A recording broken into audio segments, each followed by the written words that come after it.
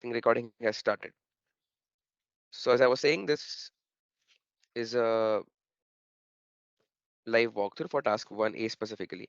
What I'm going to do here is walk you through the ROS part and the Linux part little bit, and then show you how do we write a control system in Python for the drone. So everything will be in touched briefly. Let us start with the this thing, the page. Okay. Also, the screen sharing is required, right? I'll just repeat again. I have deliberately not allowed you guys to unmute your mics and videos for time being. Later on, we'll have a Q&A session. In that, we'll be talking. And if you have a question in between, do not hesitate to write it on the chat. I will try to resolve the query then and there itself. But yeah, for some time, the chat is only option. Then after the session is done, you can unmute your mic. We will allow you.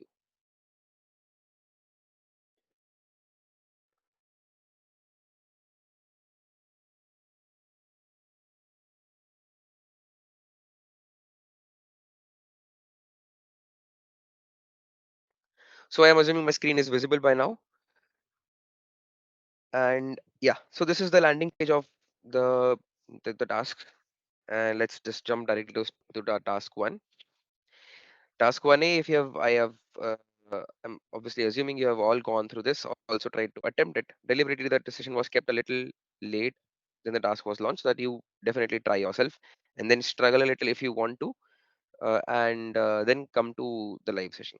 So the aim is to build a PID controller for stabilizing the drone. Swift here is the name of the drone that we have, and for those who will go to the stage 2, you will get the hardware version of of the Swift drone.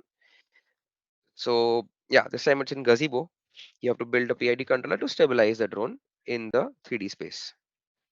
There are some installations required by now in the task 0. You all have installed ROS. You all have installed Python.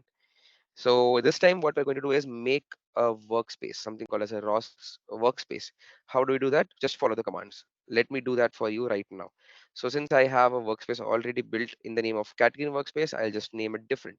So cd first command is just nothing. It does nothing. It's just taking you to the home directory if you are somewhere else.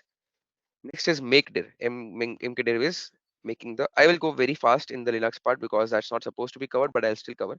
So mkdir is the command for making a new directory in the current directory that you are inside. So I will say mkdir catkin underscore ld underscore ws. This is my workspace for now. You can use the name catkin workspace, but make sure whatever name you are putting here, later on you change the names everywhere. So this is the command for me that makes this folder ld workspace for me. So I'll just enter into the, so change directory cd catkin ld workspace. This is now directory has been changed. If you can see in the terminal, what is the next step? Catkin init. So here I'll say catkin init. It showed me this screen. Okay, something else are missing. That's fine. Build your workspace. There's nothing in this workspace. If I say ls list, there is just src. This src does not have anything in that, since we have not put anything into that. So here itself, in the catkin workspace itself, I will use the command catkin build. Catkin build is happening. This will create folders. Now if I do list, this will create the folders build, devil, and logs. I will increase the font. So build, devil, and logs have been created after this build has been successful, because there was nothing to build. Since it was nothing to build, still it got success. Um, and what's the next step?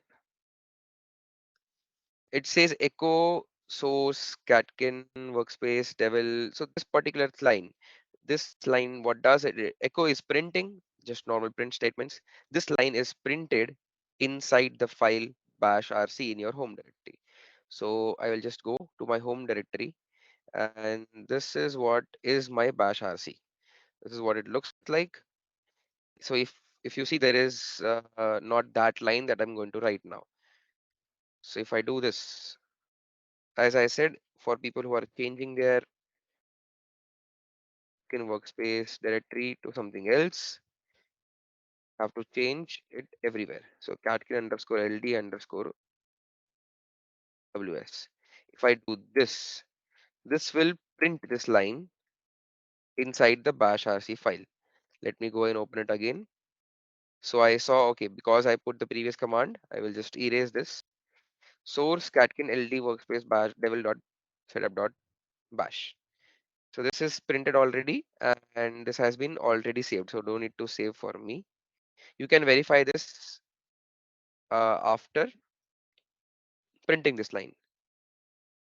Now what's the next step? Clone the Luminosity drone and other ROS packages from GitHub. So we'll change our directory to source directory, cd src. I am inside src. Git clone this line. This line will clone this repository on GitHub. For for us who don't know what is Git and GitHub, you can go in the learning section on the left side and click on the Git section to learn about Git. It is a very important tool. Right now, you might not need to learn it to depth, but yeah, it's a very important tool in later for later things. That's done. If I do cd, sorry, if I do ls, I can see a new folder created, Luminosity drone. Now, what is this? This is a ROS package. So what next? There's one more ROS package. This is a PID tune ROS package. So let me do this also here itself in the SRC. This is done. If I do ls list, then it shows me two folders. These two packages have been added in the SRC folder. What next? Install dependencies. I will copy this command, paste it. Okay, for sudo, it asks me password. So password asks me that, okay, some new packages are going to be installed. Let me say yes. I'm deliberately going very fast because this is very basic. I'm just reading out things and showing you on video so that we have more time for the actual stuff.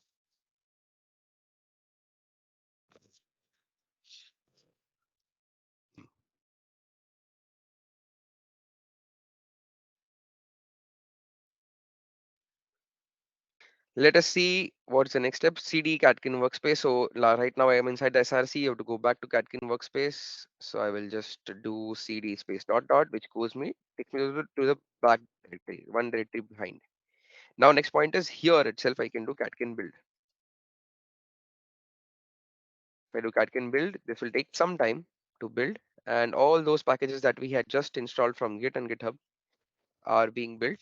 If you are lucky or not lucky, if you've done everything correctly, if the instructions are correctly done, all your packages will be built without any errors. If you are on the correct operating system, correct ROS version is installed, and you have followed these commands just like me, your all packages should be built successfully without any errors. Let us wait until this builds.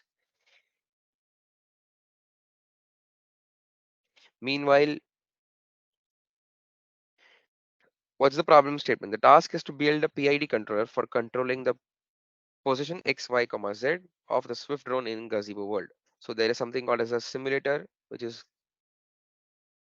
Gazebo is a simulator, and in that you have a drone. Just like real world, there's a world inside Gazebo. There are things, there's physics, there's gravity, there's everything. You can fly the drone inside the simulator.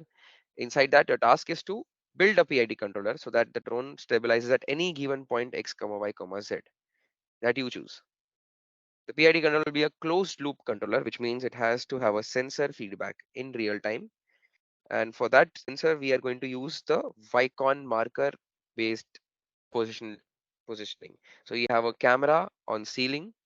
In the gazebo also you have the same thing. In real life also you will do the same thing in stage 2. There'll be a camera, there'll be a Vicon marker on the drone that will give you the position. So this thing meanwhile has been successful. The build has been successful. Now what next? Catkin build is done. If I do cd, sorry, ls, oh my god, I just messed up. Cd catkin ld workspace. Inside this, if I do ls, remember build devil and logs were created. Now what happened is if from the src all packages got built and they are now the respective files are inside the built-in devil. So for the terminal, for us to tell the terminal that this has been updated, the command source bash RC has to be done. So why this? Because inside the bash RC we have already, oh, this is not the bash RC. We have already written this line inside the bash RC. Let me just comment this out and do it again. This is what I have asked the bash RC to execute, and last line was the source line also. So all in all, this line will update our terminal as if you have opened a new terminal.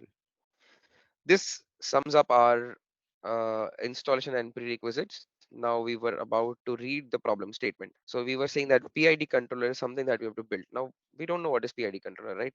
For that, you have to go to resources section in the control systems for drones. There are two links. First of all, what is a PID controller? It's a video by MATLAB, a very highly recommended video. And then PID controller for drones is the document that will help you to understand what is going on. Before that, if you want to just understand the physics of quadcopters, very basic physics, this is what the page is, and you can know about the basic construction and physics working of the quadcopters. You are free to refer to any other sources if you want.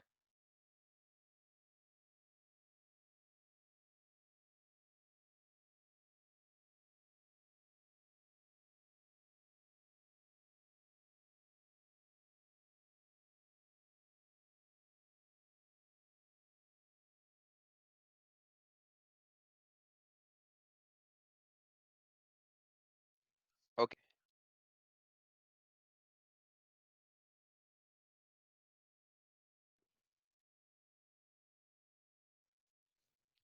yeah, I'll continue. So the task was to make a PID controller. How do you do that? First of all, let's get ourselves acquainted with the simulator world and what is actually the drone looking like. So first thing is procedure. ROS launch luminosity drone task one dot launch. In this terminal, we can use the same terminal because I assume it's updated because I set the source command. Or else you can you open a new terminal also. ROS launch. Okay, one quick. So if you're typing a command, you can type the command entirely by the keyboard, or you can use the tab autocomplete in the terminal. So ROS LA if I type, and that's it, and then I use the tab feature, it completes the entire command for me because it knows ROSLAU. There is only U and CH possible. There's only one command possible. So ROS launch space. Again, same thing for package. So luminosity tone is the package, LUM tab. Oh, it auto completed. This will save you a lot of time and also will reduce any kind of spelling mistakes. So if you write luminosity drone completely, there's a high chance you will do a spelling mistake here and the command won't work. So you can use the auto complete feature in Linux, which is by tab, pressing the tab. So again, the AS tab. Task one. Now it did not complete completely because it has two possibilities: task one and task one submission dot launch. So after task one, I'll just press dot and then double tap. Let's see what happens after this.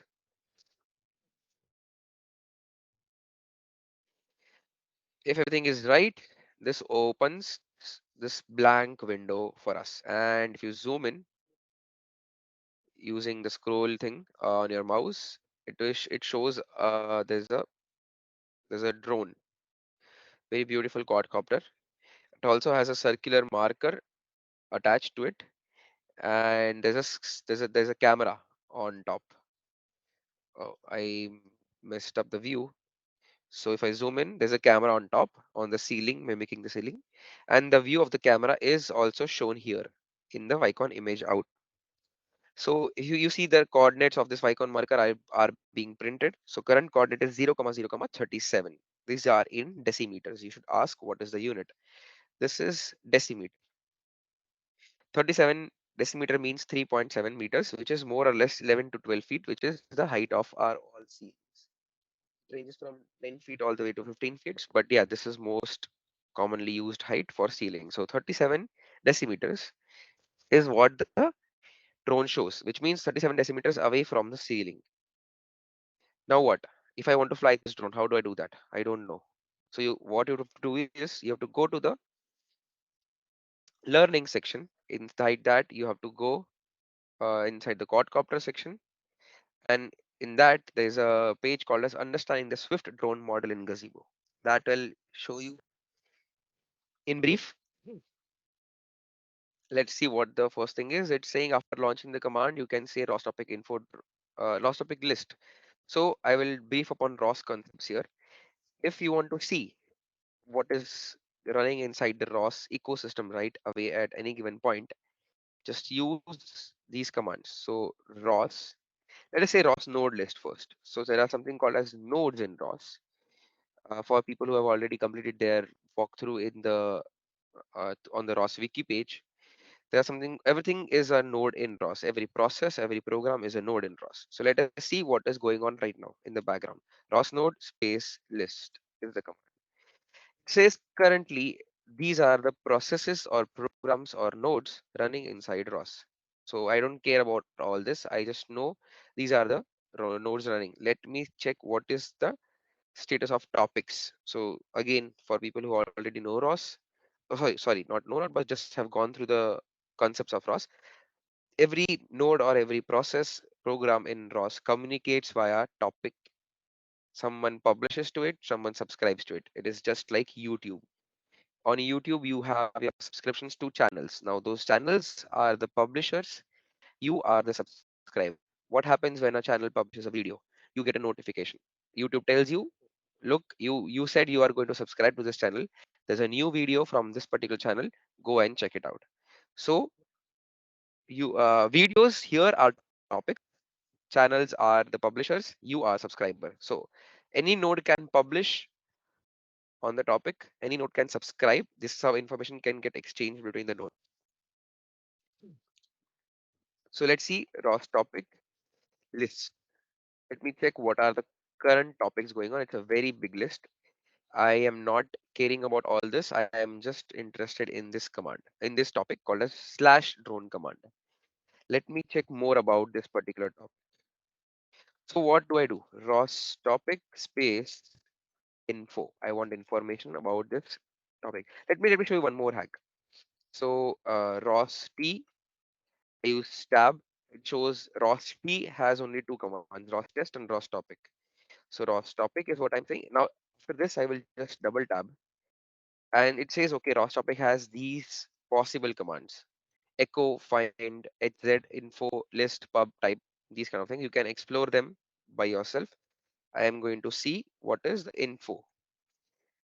Info about what? About topic, don't command.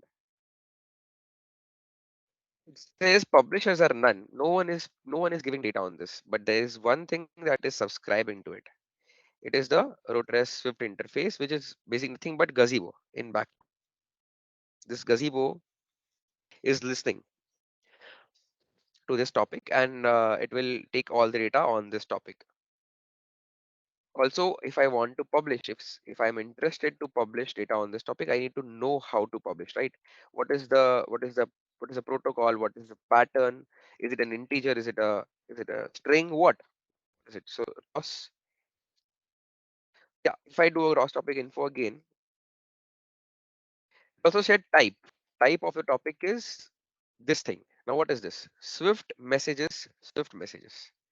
So this is the package Swift messages, and this is the type Swift message. So let me show you what this message looks like. So in ROS we have message types. So ROS msg is the command. If I double tab again, there is list, there is package, there is packages, there is show. I am interested in the message type. So show ROS message show. What message do you want to show? Swift message slash Swift message. So this is what I used again, auto complete feature from tab key. This is what the structure of this message looks like. Integer 64 is what all the variables are, and the variables are roll, pitch, yaw, throttle, and some aux channels. This is exactly like the radio controller or a remote controller of your physical world, where you command roll, pitch, yaw, and throttle to the drone. What are these words? Again, if you don't know, follow this particular page, quadcopters. You will understand the motions of quadcopters, roll, pitch, yaw. And throttle is nothing but acceleration in whatever axis it is pointing. So these are the messages. So now I am getting a little understanding that okay, if I want to send the messages to the drone, I have to use the ROS topic named as drone command, and the drone command consists of these values. Let me do it right away. So how do I do that? Again, if I do ROS topic, double tab, there is something called as pub. Pub means publish. So I can do a publishing from here itself. ROS topic is what I'll use. What next? What topic do I want to publish on? I want to publish on drone command. So slash dr if I type and use tab, drone command. What next? I have to send the messages in the format, in the type that was shown in the previous command. This is the type, roll, pitch, yaw, throttle, blah, blah, blah. So I will just again use a tab, autocomplete, double tab. It filled all these data entries for me. It is just for the matter for me to enter these data. So 00000 is the default value. What I will do is go and change the values to 1500 for pitch, sorry, for roll, 1500 for pitch, for yaw again 1500, and throttle I will do 1500 as it is. Aux values I will just leave blank and press enter. Wow, magic. What happened is I pressed a command in the terminal, but the motors inside gazebo started rotating. How? This is happening inside ROS. This ecosystem, the gazebo itself is a ROS node. It is listening to a topic named drone command. Here, you as a user tried to publish some values on the ROS topic. So it automatically fetched those commands and it started acting upon that. But the drone doesn't seem to fly, right? It is still on the ground because this throttle is not enough to lift the drone's mass, the weight. Again, you should ask what are these values? 1500. Is it what? Is it angle? Is it in angle in degrees? Angle in radians? Is it torque? Is it velocity? What is it? So the answer is these 1500 is nothing but a servo message. It's a standard servo message. In future, if you are using any embedded systems, sorry, to build your projects or whatever, to servos, to servo motors, you send something called a servo command. Servo command ranges from value 1000 to 2000. Integer values from 1000 to 2000, not even integers, it can be decimal also. So the zero value, the lowest value, the zero corresponds to 1000, the maximum corresponds to 2000. 1500 for us exactly is the half. So since the roll, pitch, yaw are angles, they can either go clockwise or anti-clockwise, left or right. So I don't want it to go left nor right. I want it to stay in the middle. So 1500 is for roll, pitch, and yaw. Same thing if I said for 1500 for throttle. This thing means again, uh, it's a standard servo message. It does not have unit, but what it means is thrust. Thrust for the drone to be uh, applied in the axis that it is pointing. Clearly, 1500 is not enough for the drone to lift. Let us check 1550 maybe. Motor started rotating faster, but still did not happen. Still nothing happened. Let me try 1590. Oh, it starts rising up slowly from the ground. So by try and error, we know that drone takes off at 1590. Why I don't know. Does not take off at 1500. Why I don't know. Maybe because the mass of the drone is exactly somewhere balancing out just between 1590 or less than 1590 maybe. So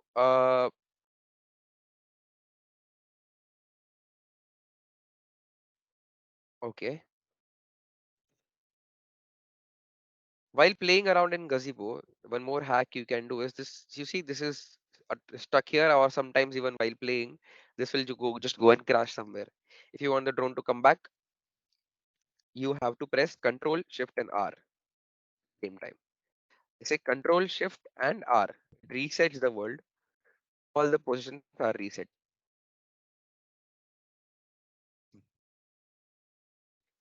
So this is not stopping, right? If I look at the Vicon image view, the drone gets bigger and bigger. Wow. Why? Because it is coming towards the camera. And if I reset again, it was supposed to hover at particular coordinate, right? Something around 2022. But it's going on and on because there is no controller. That's what the task is. You have to build the controller such that the drone goes and flies and locks at a particular position and does not go up and down.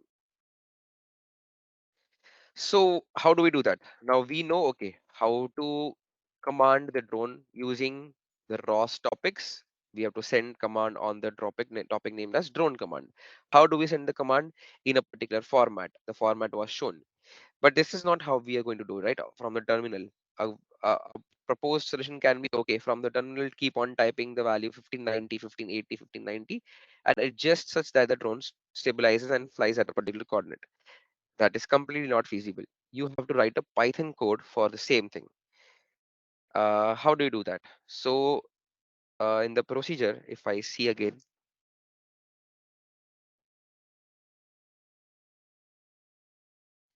is my internet on?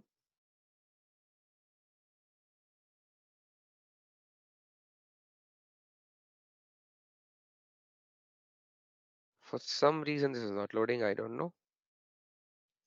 Doesn't matter. Let us go and directly open the catkin LD workspace.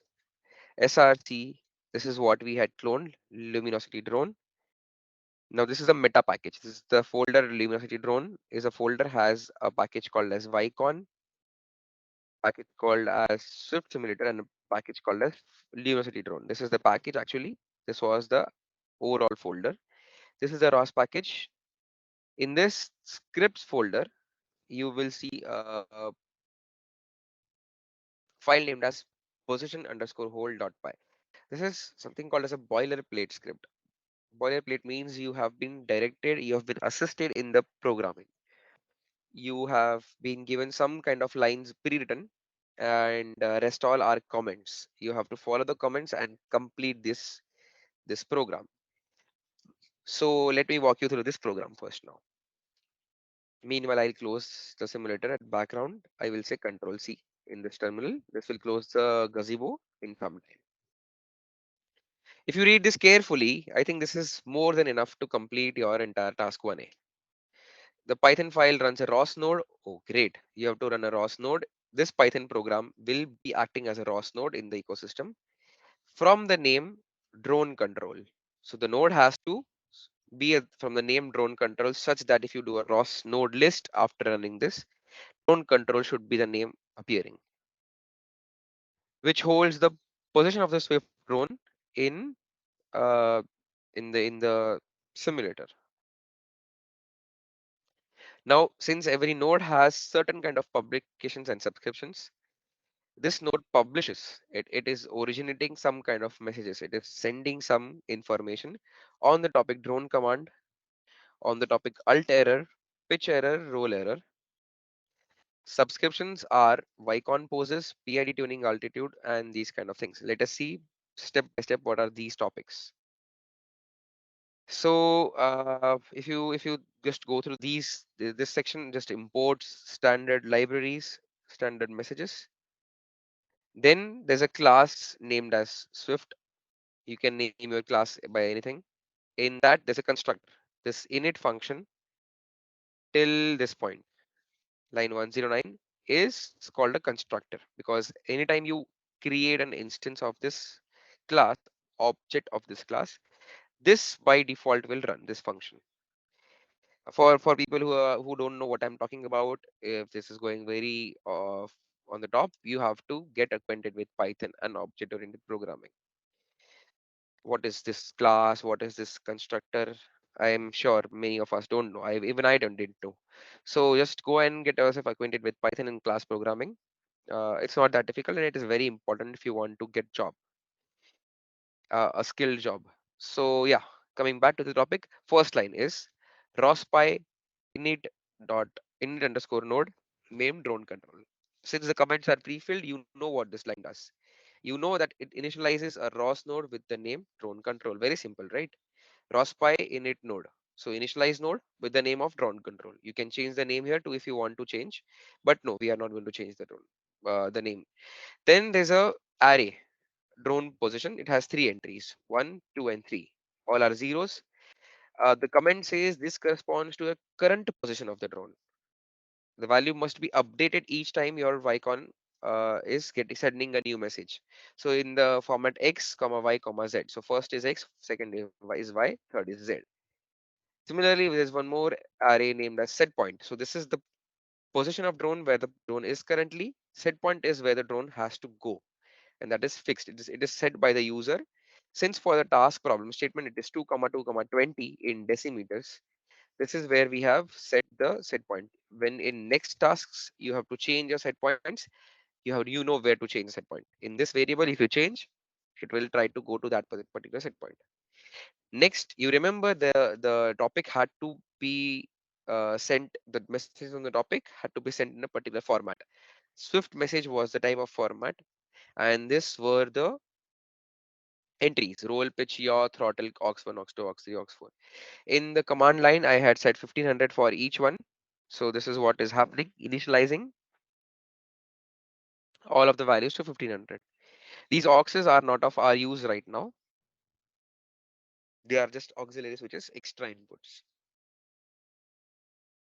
Next, initializing the gains, Kp, Kd, and Ki. So the PID, which stands for proportional, integral, and derivative, had some gains. I am not going to go in depth about PID, but yeah, you have to go through the videos, go follow the document, and P stands for proportional, D stands for integral, and I stands for I stands for integral, and D stands for derivative is what I know for now. And they have certain gains. So PID gains three arrays. Again, Y arrays. First is corresponding for X, second for Y, third for Z.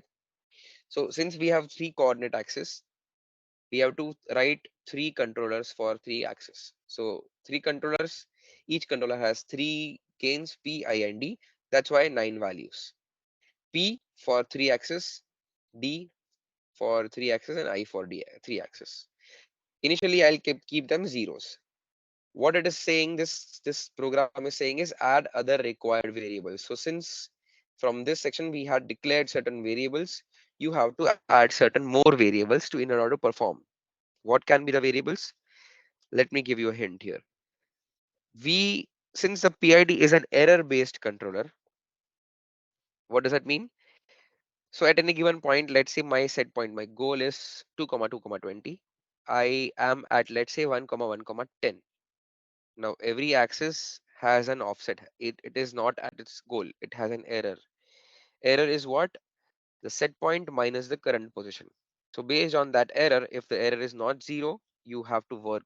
You have to do something to make the error zero. So that's what the PID is going to do. So first thing is calculating error. For that error, we need a variable.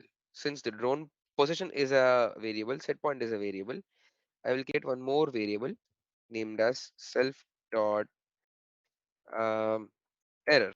As simple as that, is equals to 0.0 comma 0.0 comma 0.0. Good practice to write comments, because tomorrow if you open this file, you might not remember what is this error. So I will write the comment just like every other line has comments. Error for calculating, sorry, variable for calculating PID error.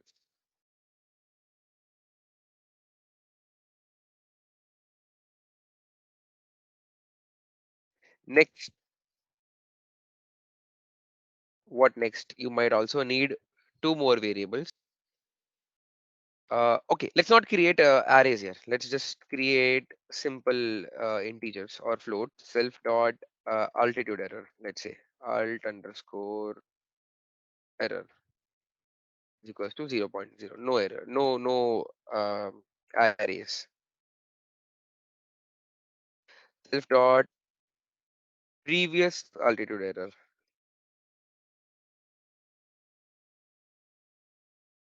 So 0.0. Why this? We will come to know in some time. I'm not going to fill comments now. Self dot sum of all errors. So altitude error sum 0.0. So these are the two variables that we might require later on, and some more variables. So you whatever you require, you can add it here itself. Like just to make it very systematic, write it in this section. What next? So okay, there are hints. Oh, I forgot. There are hints. This is a boilerplate code. So they are asking us to make errors, previous error, and some things like a minimum value and maximum value. Let us do that also. Self dot min throttle, self dot max throttle.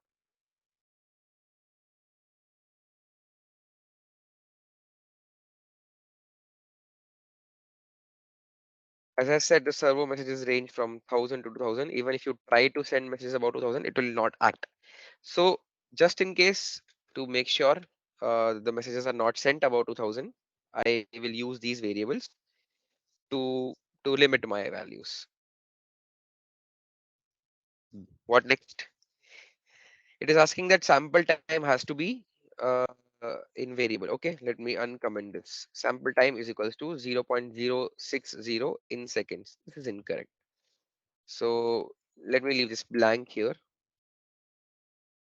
We will correct this. That was deliberately left incorrect because you have to calculate the correct sampling time for your PID controller. What next? This section says, okay, publishers and subscribers have been added here.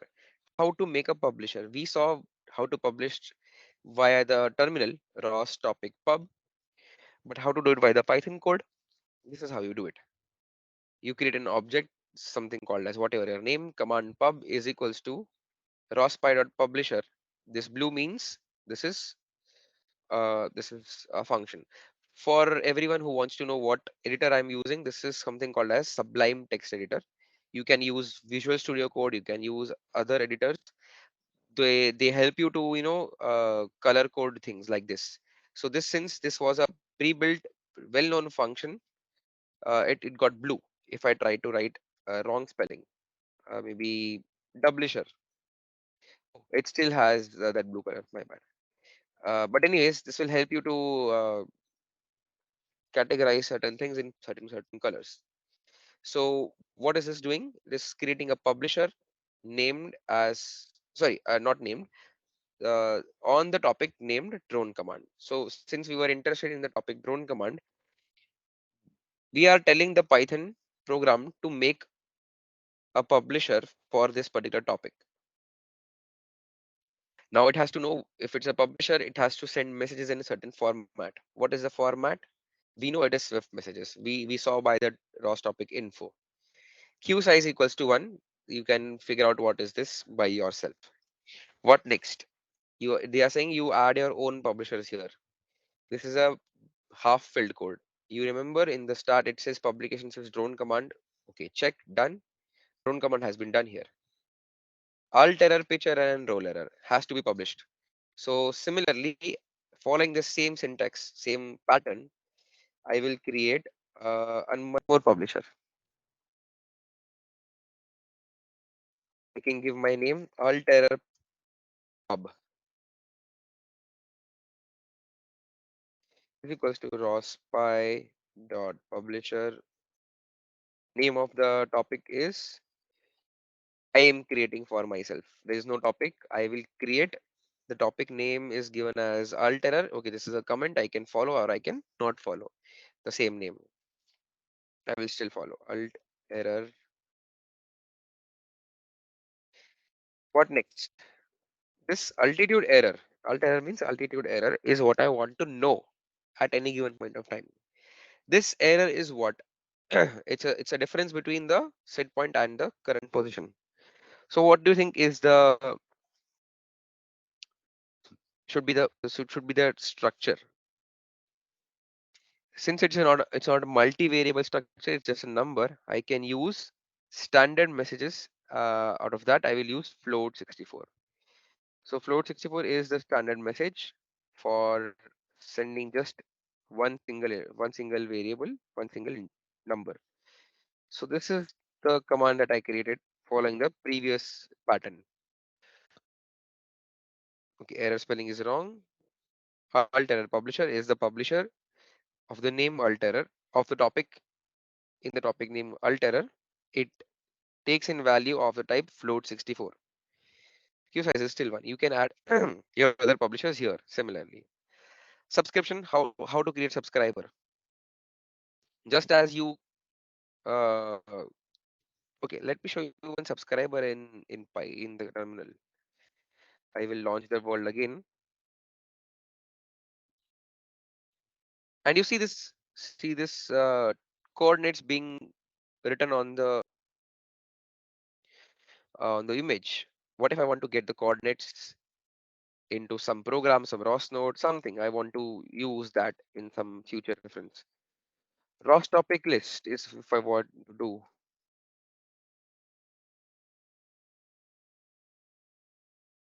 If I go in depth and read everything, this is the command. This is the topic slash icon slash poses. Let me get more info about it. ROS topic info icon slash poses. It says the type is geometry messages slash pose array. Okay, I don't know what is this. What is the publisher? Vicon. Vicon again is a node getting published. Oh, sorry, publishing. There is no subscriber. I want to know about what is this type. ROS message show geometry messages slash pose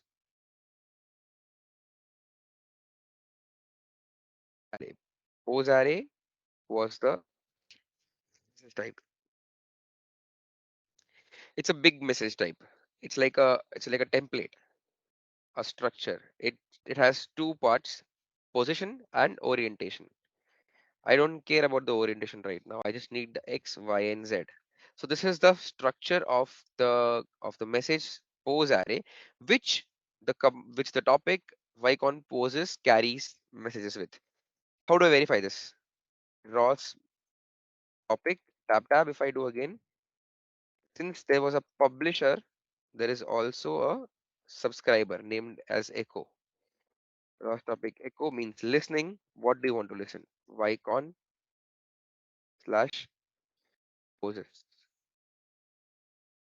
Wow, magic. These messages are getting published and I am getting the position x is equals to 0.03, y equal to 0.03 and z equals to 0. Sorry, 37.22. That is exactly the same as shown in the image. Let me try to check if it's correct or not. What I will do is I will make the drone move and see if this gets updated. To move the drone, I will say command ROS topic publish on drone command with the values throttle as 1590 because I know it definitely flies at 1590. Exactly at which point it starts flying, I don't know.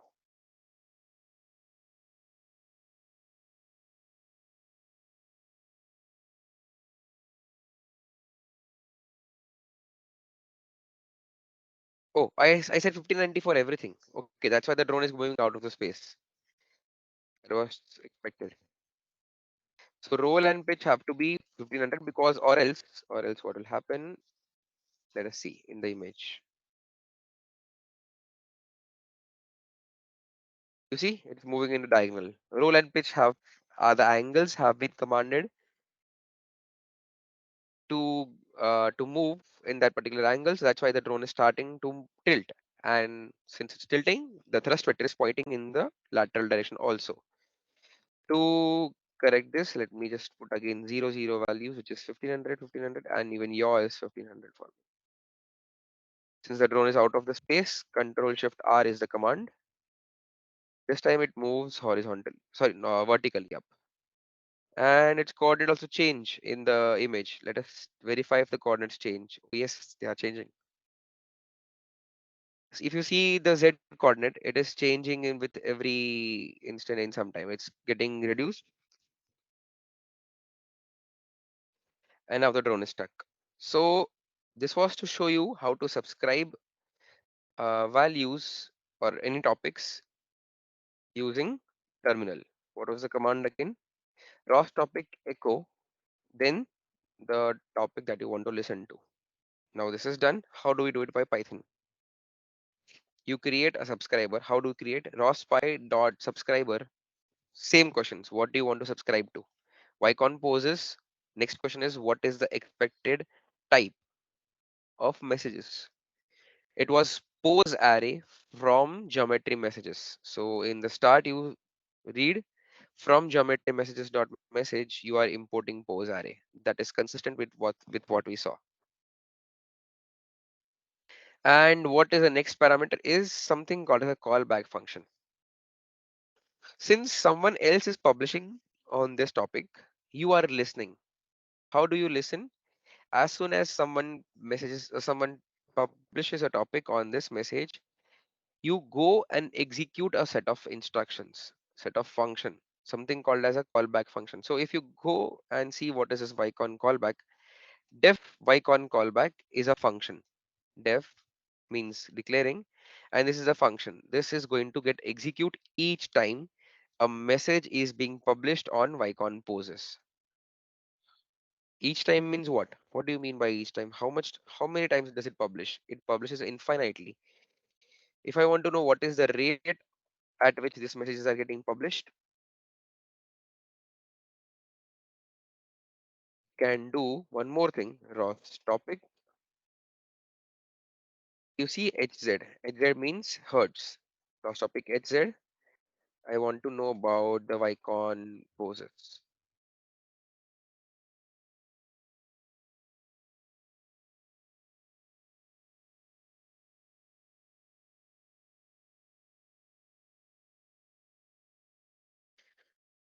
Since the drone is now available in the frame, you see average rate of the publication is 30 hertz, 29.99, which means 30 hertz. So all this, messages you will see are getting updated in at the frequency of 30 hertz. Once in 1 second, 30 times. So that is in 1 second, 30 times the new message is getting published by Vicon on this topic, Vicon poses. And with every message, this function is going to get executed. So whatever your program was doing, it will stop there. It will go into this function named as Vicon callback function. So it is callback. So when you create a subscriber, you need to tell what happens when the topic is being published, or message has been published on the topic. So you specify, whenever you specify your subscriber, you specify what you want to do. You want to go and execute the icon callback. Similarly, one more subscriber has been created, which is, if you see here, PID tuning altitude is what is it subscribing to. Similarly, PID tuning pitch and roll. Now, what is this? We don't know. Let us just do it anyways. One more subscriber has been created. PID tuning altitude. Next question is, what is the type of the message? PID tune. PID capital tune. Next is, what is the callback function? Callback function is altitude set PID. That is what is not available here. You have to write your remaining callback functions. Uh, if, yeah, it is sorry, it is written. Altitude set PID is written here. Let's go step by step again from top. So we know how to create a subscriber. Similarly, you can create your own subscribers. You can add your subscribers in this section. Next point is it is calling a function named as arm, arming the drone. Let us see what happens in arm. In arm, first of all, it calls disarm. Okay, then let's see what is disarm. It sets the command rc aux4 to 1100 and also publishes this command.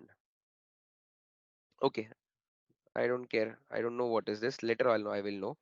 Arm, what arm does is sets the roll, pitch, and yaw to 000 degrees, which is very horizontal, parallel to the ground, no tilting. throttle to 1000, which is the least possible, aux 4 to 1500, and then finally, while after setting all this, so these are cmd dot rc cmd dot rc, the cmd message has to be sent after writing all the entries. So how to send that is command pub dot publish, and then it is sleeping for some time. This is pre-filled for you, which is basically nothing but arming the drone. Next part is Vicon callback. What happens in callback is, again, whenever a new message is being published, you will be arriving at this point. This, whatever you write inside this line, this section is going to get executed. So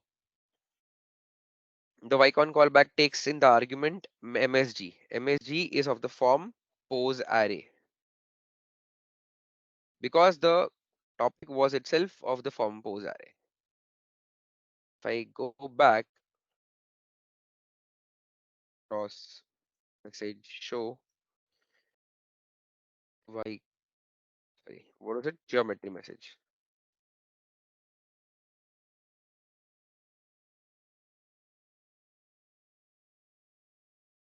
Inside, let me go slow here.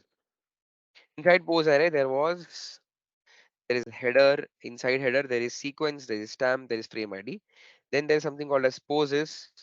Inside poses, there is position. Inside position, there is X, Y, Z. Then inside poses only you have orientation X, Y, and Z, W. So what we are interested in is this X, Y, and Z. So what we'll do is, when we get this entire message,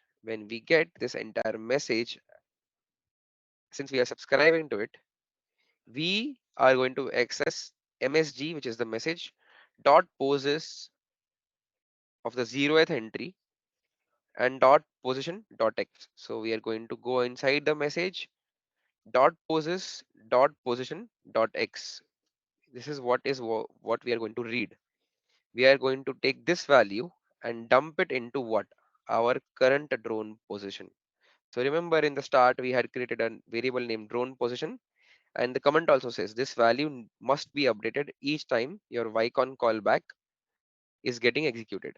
So that's what is connecting. Inside the Vicon callback, I am reading this position message.post.position.x and putting it inside the drone position array at the 0th position. Why 0th position? Because that's what we are saying. It's an array. First position corresponds to X, this is Y, and this is Z. So 0th is meaning this particular entry. Now similarly, we have to fill this. This is incomplete. Self dot own position of the Y coordinate is going to get read from message dot poses of 0 dot position dot Y. We took uh, uh, we took Y coordinate from the message and dumped it into our current variable. So we have to store the coordinate, right? Similarly, self dot drone position 2 is equals to msg dot poses dot 0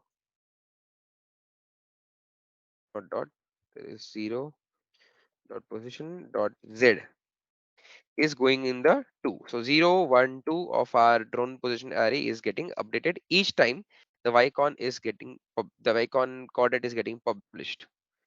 So this makes sense now. So what happens is, every time the Vicon updates, which is once in every 30 times in 1 second, so once in every 33 milliseconds, this is going to get updated. Once in every 33 milliseconds, this variable is going to get updated inside the Vicon callback function. Done. Set the remaining coordinates of the drone from message. Okay, I did it here. Okay, copy paste here just to maintain, structure. Similarly, you have to make any other subscriber. You create the callback function, do whatever is needed to be done in the callback. So usually you take data from the topic and copy it into your local variables. So the data was coming inside the MSD, that has to be dumped onto the local variable. Altitude set PID, let us come to this later. Now what?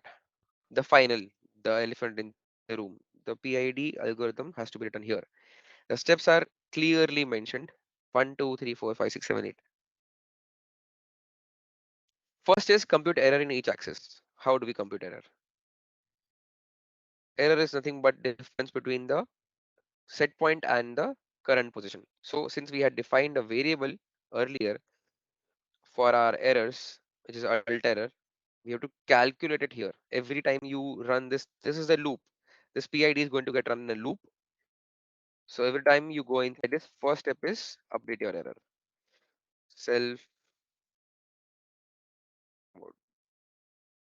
dot alt error is equals to, what is the alt error? There's a difference between the z coordinate of the altitude error, right? So z coordinate of the goal minus the current position. What is the goal? Self dot set point. Set point is an array. So z coordinate is the index number 2 minus dot drone position, same index which is self 2. So here again you can write your comment. I will just write short comment. Done. Error is created. So error is updated every time this gets updated. Set point is constant. This changes, the error changes. Set point is 20. What is the set point if I'm not wrong? It's 20, right?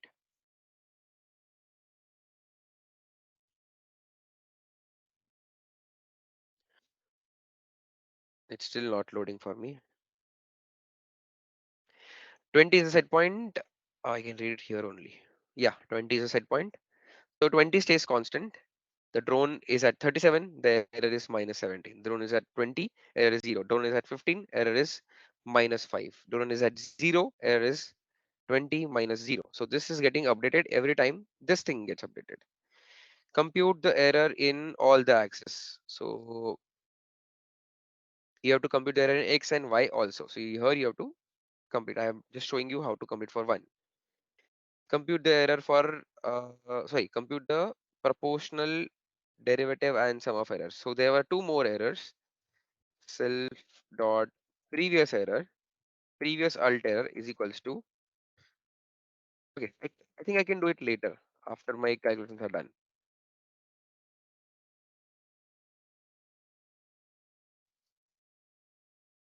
Calculate the PID output required for each axis. Now what? The drone had to be at 20. Drone is at not at 20. It is at somewhere else.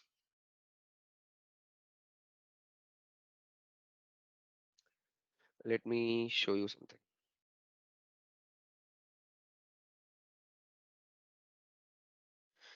Drone is at 37 something when it's on the ground. It has to be at 20. So error is 20 minus 37. The output is negative 17. If the output is negative 17, all I need to do is, or whatever negative, if the output is negative, I need to push my drone upwards. I need to go in the in the upward direction. How do I go? I can increase the thrust. So basically, when your error is negative, you increase your thrust. When your error is positive, it goes above 20. Let's say it's 25. You want to go back down. You want to decrease your thrust. So first of all, what I'll do is I will put a negative sign here so that the error becomes negative when the drone is under the so error becomes positive when it is under the set point, and it becomes positive when it is, sorry, negative when it is above the set point. I just inverted the signs. What next? So my thrust, self dot RC throttle, which is my throttle, should be corresponding to the error somehow. If the error is 0, I am fine, I have to hover. If the error is positive, I need to shift in the opposite direction. So in the positive direction. And if the error is negative, I need to come back down. So increase in the error, which means increase in the throttle. Decrease in the error, decrease in the throttle. It's a proportional thing, right? So what I'll do is I will say it is nothing but equals to self dot alt error just multiplied with some gain. What gain? Proportional gain. So the KP also has three values for X, Y, and Z. I will use the Z part of the KP. What I did is throttle is equals to error. What did I do here? Self. This is error. Error into proportional gain. How much is the gain? I don't know. It's magic. I'm just saying error into the gain is what my throttle should be. When the error is positive, the drone should move in the upward direction. When the error is negative, it should come back down. It should be less. It should decrease. So error is decreasing, error is negative, KP into error is also negative, but this is not what I want. And what about when the error is zero? Error is zero means what? The set point has been reached. The drone is at 20 coordinate, 20 z axis. At that time, 0 into KP will give you 0. So throttle will go to 0, your drone will fall back to the ground. That's not what I want. I just want the drone to stabilize and give enough thrust, just enough thrust, which is equivalent to the mass of the pull, gravitational pull of the drone. So since I knew somehow my drone started hovering, just hovering at 1590. So what I'll do is 1590 plus. Now how about this? When the error is zero, this entire thing becomes zero, and 1590 is what goes. I know for sure this is wrong. 1590 is not the perfect value. It might be 1585, it might be 5070, but I will try. I will try and see how it performs. 1590 is something that I want when the error is zero, is the thrust that I want for the drone to execute to not move neither up neither down. So now it makes sense, right? But what will happen? What will happen if I just give throttle equals to some constant plus multiplication of the error, proportional of the error? It will not stabilize because as soon as it starts moving, it will overshoot the point 20. Then once it is overshoot, the error becomes negative. Error becomes negative. KP into error is a negative term. 1590 will decrease. The drone will start coming down. Obviously, we want that, but it will go and again overshoot the 20 point, and then the error will become positive. So this will continue forever. This oscillation of going up and down will continue forever. That's the proportional gain. That's a proportional controller. It will try to take you to the set point, but it will not stabilize at that set point. To stabilize, to remove this oscillation, we add the derivative term. So how do you differentiate? It is difference. So what I'll do is I'll create a difference. Calculate the difference. Difference between what? Difference between the current error and what was the previous error. So since I am moving, I need to know how fast I am moving. So self dot error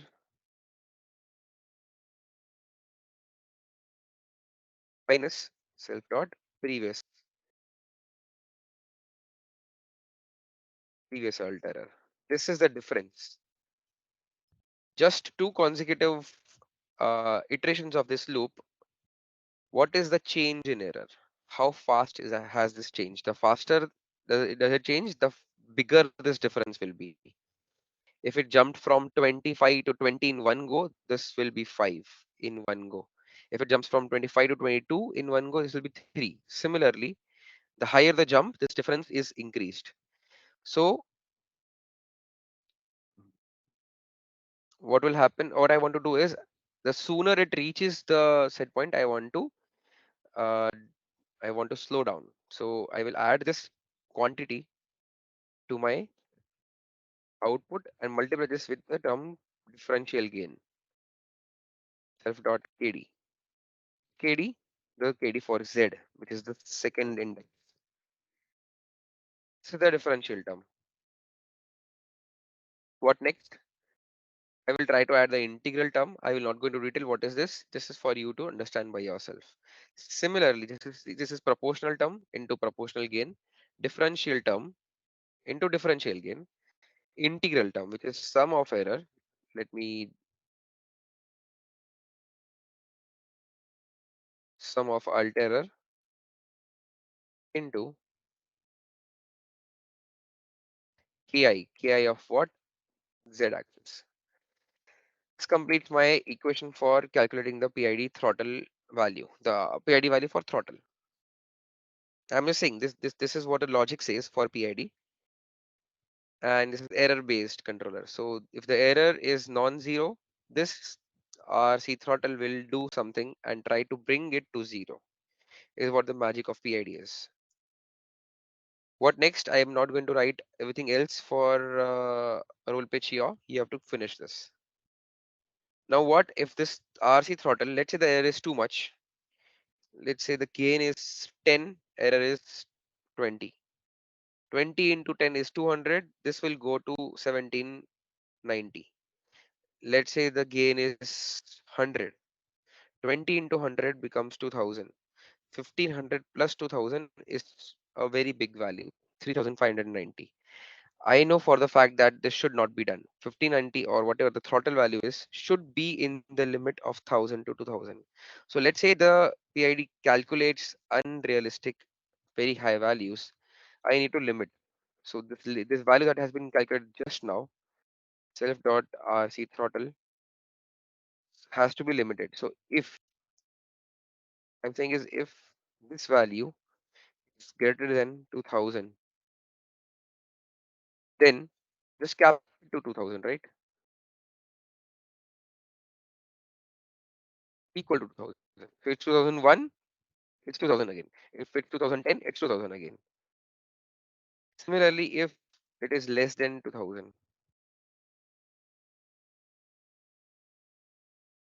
goes below 1000, then it should be just 1000.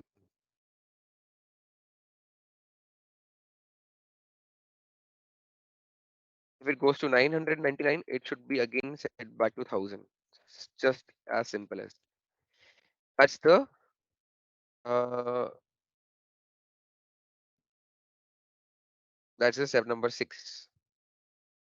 We did step number 3. Here it says the average value is 1500. 1500 is true for roll and pitch, not for throttle. We can try giving 1500, or we can try giving other values. We will see how it performs later.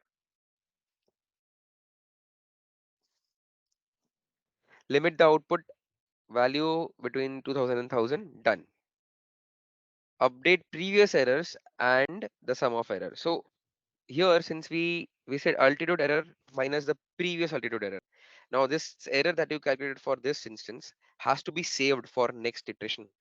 This current error will be used as previous error in the next iteration.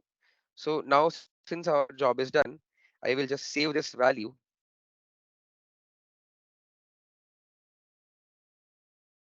Not here, it will be this way. Previous altitude error is equals to the current altitude error.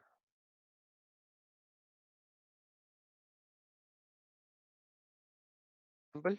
That is done. How about the sum? Sum is what? Integration, just adding on adding. So self dot, what was the value previous? Sum of altitude error is equals to what? The previous sum plus the current error. Self dot sum plus, I'm just adding my current error to the big summation. It's like dumping. Initially it was 0. 0 equals to 0 plus the current error. Next time this will hold the number that the current error, plus next time when the error will update, this error will get added to the value, and this will get keep on integrating. This sum error is going to be used here as the integral term. So I have updated all my errors. I have added error sum. I updated the previous errors. Done. Step 8 done. Step 5 was do not run the PID loop continuously. Since I said this loop, this PID function has to be run continuously, but only at the rate of sample time. Now, sample time was defined in the above uh, variables. What do you think should be the sample time? If I choose sample time arbitrarily as 10 milliseconds, what will happen? This loop will run every 10 milliseconds. Okay, at t equal to 0, time equal to 0, it ran. It calculated the error. Error is 37, oh sorry, 20 minus 37, 17. After 10 milliseconds, what will happen? Drone definitely moves. It starts moving because you commanded previously. After 10 milliseconds, you chose to run again. You chose to calculate the error again. What will happen is the value of 37, the Bicon feedback, the z-axis, remains the same because it takes 33 milliseconds to update that value. Correct? The rate of Vicon feedback was 30 hertz. It takes 33 milliseconds to update that value. After 10 seconds, if I choose to update the value, it will be as same as the previous one. It will not change. What will I do is I will do the same step again and again. I will say, okay, it's still 37. 20 minus 37 is 17. Based on that 17, I will again calculate the PID values and then push it again. Again, after 10 seconds, nothing has changed. Drone moves actually, but the Vicon did not update us.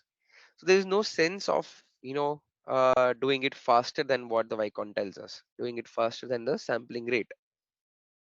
If you do it slower than the sampling rate, what will happen? What happens if you do it after 100 milliseconds?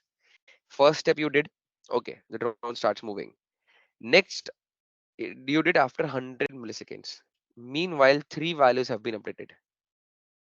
So you have missed those three values and you are slower than the feedback. A thumb rule says you have to be somewhere exactly around, your control loop should be in synchronization with your feedback loop. Too much lecture on that point. So since I said it is 30 hertz for Vicon, 30 hertz should be the control loop frequency. Scrolling back, sampling time in seconds. Sampling time is 0.033 in seconds. This gives us 30 milliseconds. Sorry, 30 hertz. We put three extras. 0.033 means 30 milliseconds.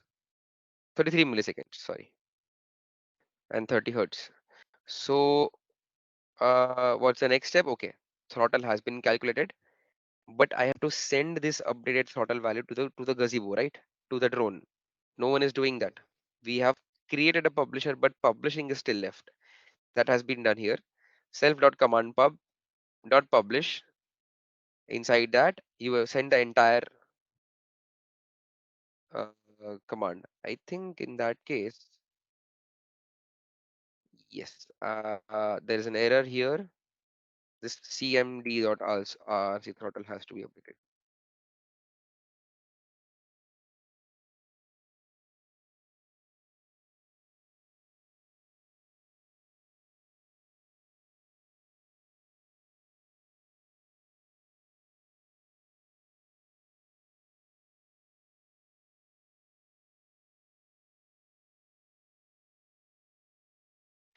So this cmd.rc throttle is being updated. So basically, cmd is nothing but this thing here, the structure, the template of the message. CMD is the Swift message. Swift message ka throttle is getting calculated here, and once it is done, we send the entire CMD. Why? Because we also want to send roll, pitch, yaw, throttle all at the same time, right? So for now, since I have just written it for throttle, doesn't matter. We have to anyway send the entire value. After sending, what's the next thing is to wait for the next 33 milliseconds. I think we will do that later here. So yeah, this completes a very basic form of my PID controller. What is the next part? This is the main function. This is the main function.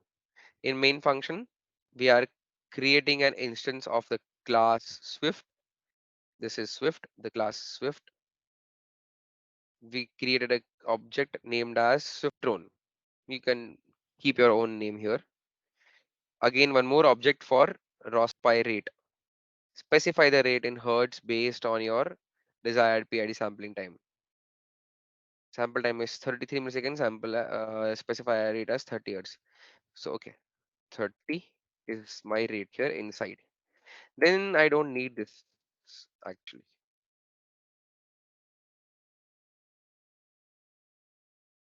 Yeah, the sampling time is not required, and this can be commented as before it was.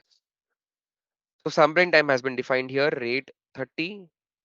Then while loop is being created.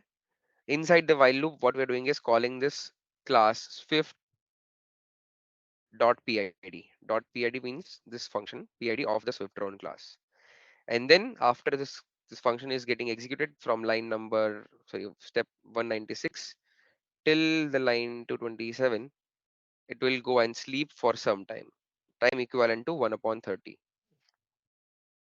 Let us see if this is correct. It's not. Since the drone is continuously flying, what I will do is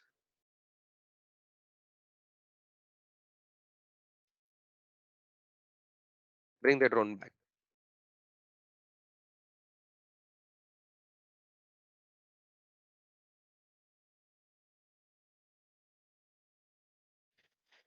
Okay.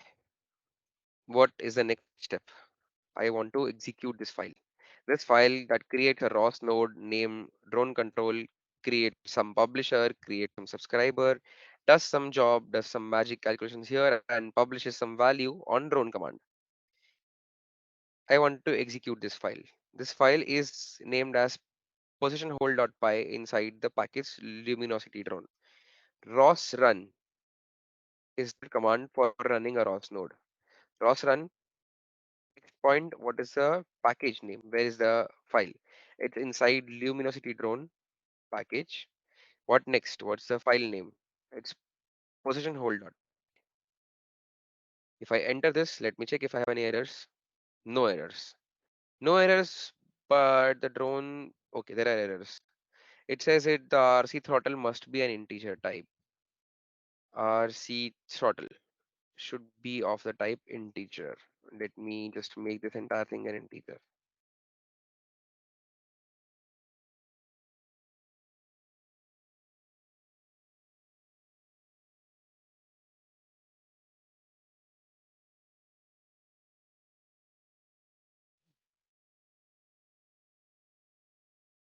It flies. Magic.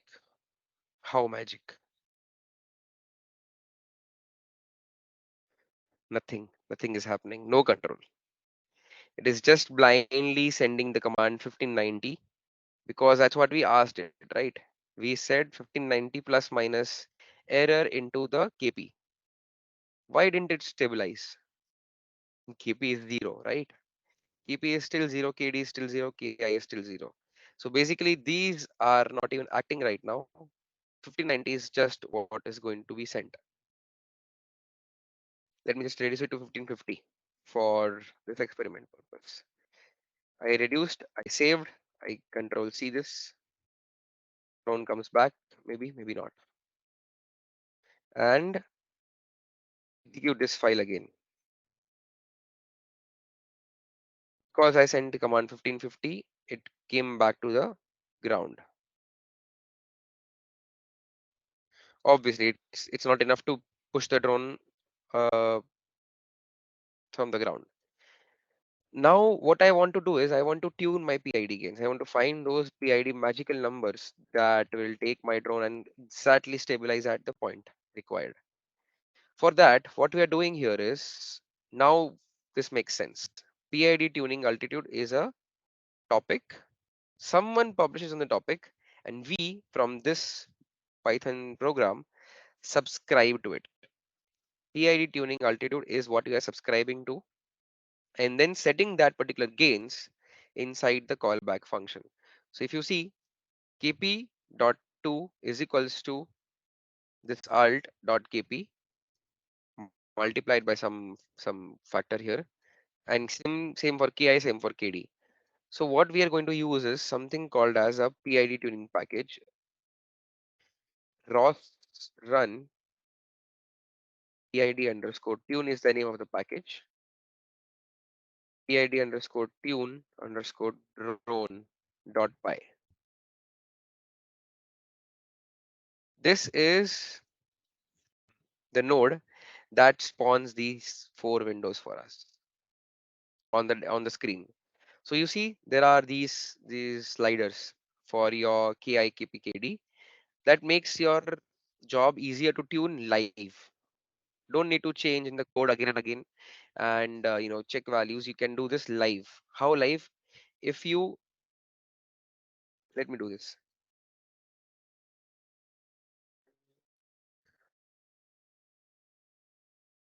Cross topic list. Let me check at this point.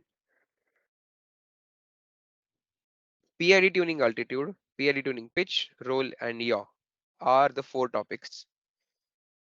What are those topics?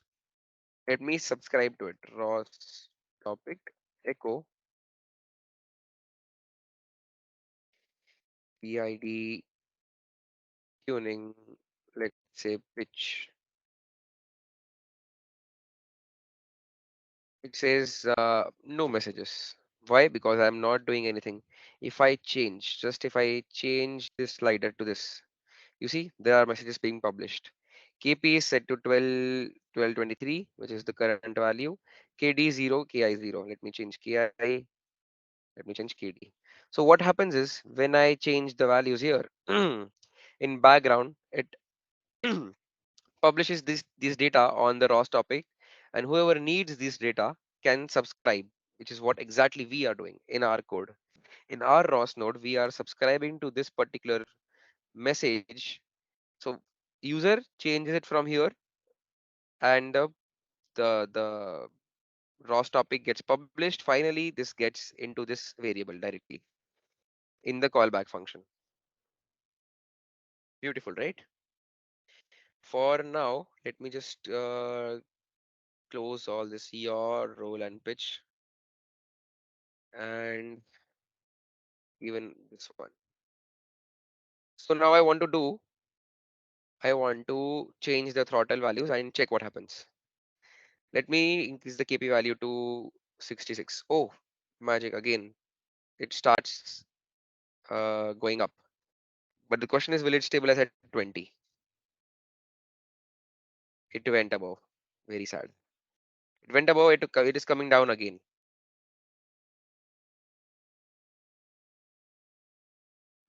Let me bring the entire picture into one screen.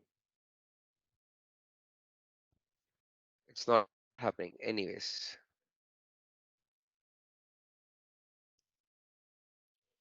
this is what is happening. With a random KP as 66, the drone tries to go up and come down. As I said, the proportional controller will not be able to stabilize itself. So let us visualize this. Let us visualize what is happening by a visualizing tool called as a plot juggler. So ROS launch PLOT plot juggler hyphen, so not hyphen, underscore ROS space. This is the package name, plot juggler dot launch.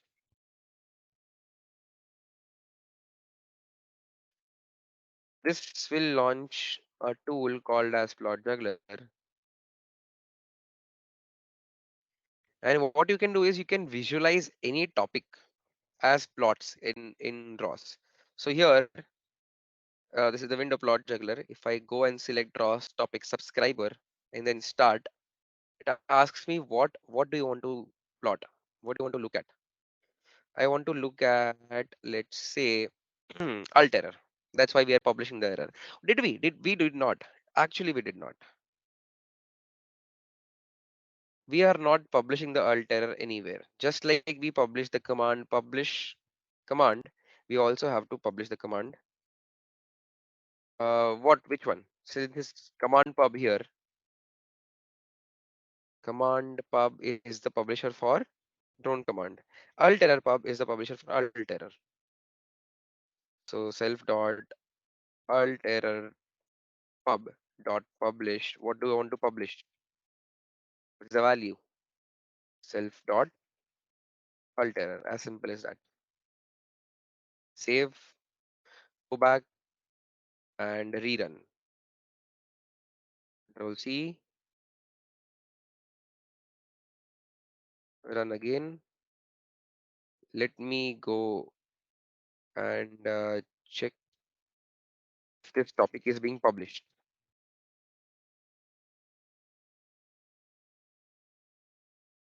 Topic list. Topic list. Yes, this time alterer is appearing. And let me check the info.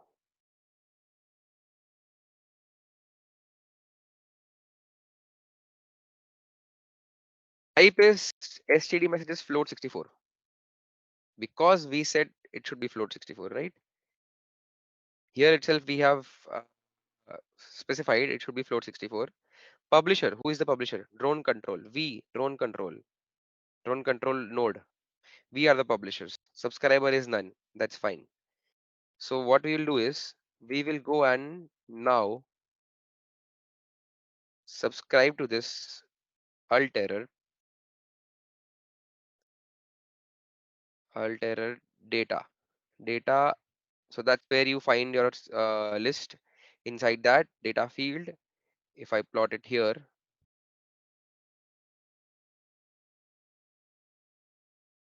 okay, the drone is not moving. That's why the altitude error is stabilized at 16.75. Why? Because the current output is 37.64 and my set point is 20. So whatever the alt error is stabilized. When does it start moving? When I give the value KP. The drone moves up, the error goes down. But sadly, the error continues to oscillate. It again comes back to 17 and then comes back down. So this is what oscillatory performance is. Let me bring the oscillations to zero. How? I will add the KD term, KD to 200.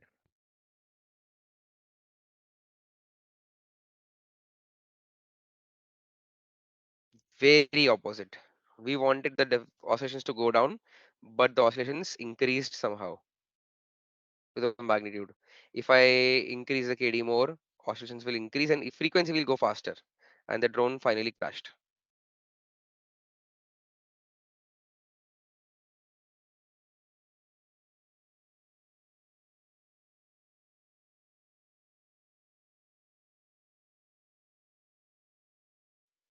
That means we have some error in the differential part. Let me go and debug. Since we had a negative sign for the error here, this is also uh, negative. So minus. Why is so why I am doing here plus to negative? It's what you have to think. I'm not going to feed this to you. Just logically think what will happen if this drone starts moving. What is the alt error? What is the alt previous error? Is it more? Is it less? If it starts moving up, and what is this minus into this sum into this multiplication? What is this going to do? Is it going to increase the RC total or is it going to decrease? You have to figure out. So I have rectified my error here. I'll go and rerun this script. I will go and respawn the drone.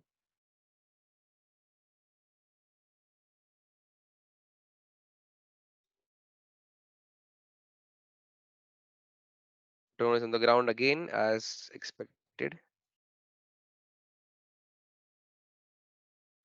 I will open plot juggler in one window and even PID tune. So my job is to find the PIND value such that this error is zero for all the time. I will click here and click here. Nothing happens.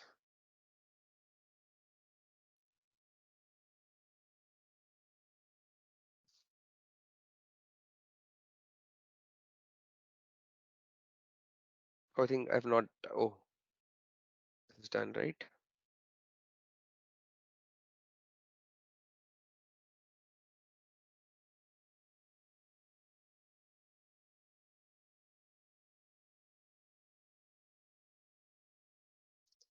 Error is coming back to 0. Let me increase the KP.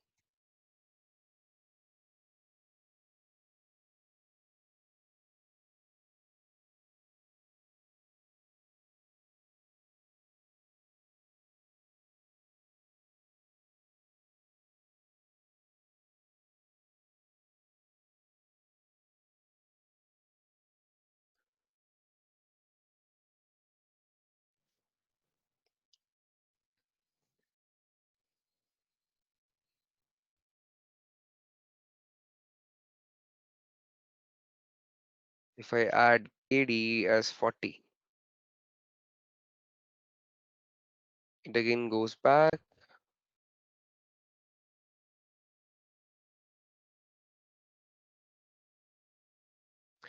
Something is still of a problem in the differential term. Let us debug.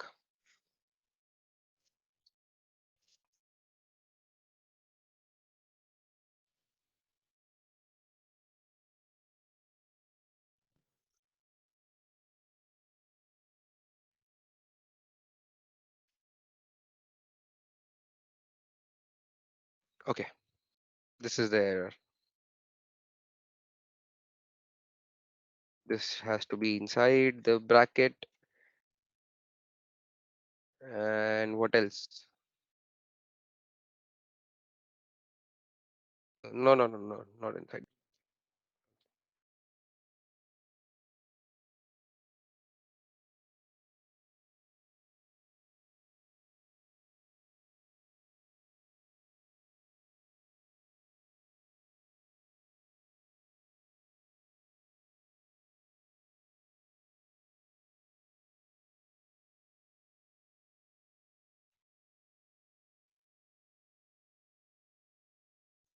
Should not be an issue. Let us check again.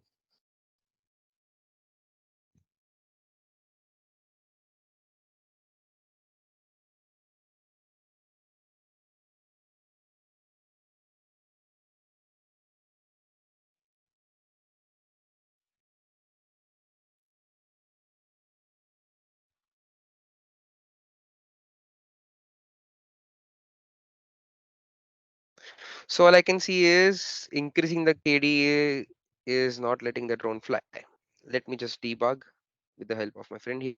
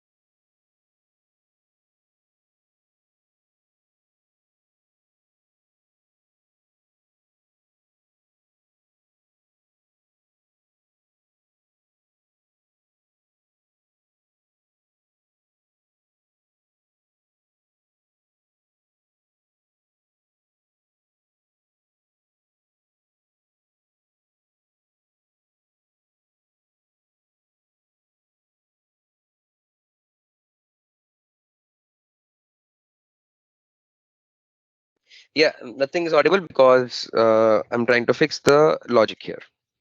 So wait for a few minutes.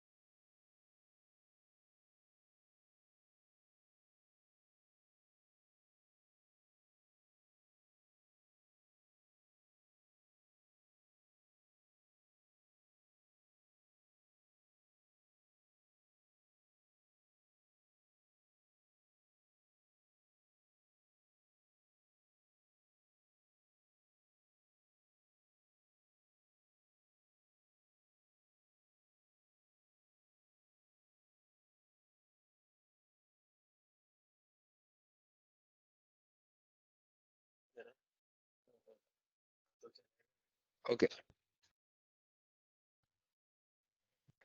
Sorry for the inconveniences. Uh, yeah. So the logic is exactly the same. There was an issue of multiple workspaces in my backend, not related at all. So with that thing, the final job is to make sure that this happens. What happens is with some PID gains, my value or the error should come down to zero. So let us give some P again, 100 arbitrarily. Error goes from 15 or 17 to minus 10 all the way back to minus 17, basically ground. Comes back, so that's what the proportional gain is. If I increase, let us see what happens. to 175.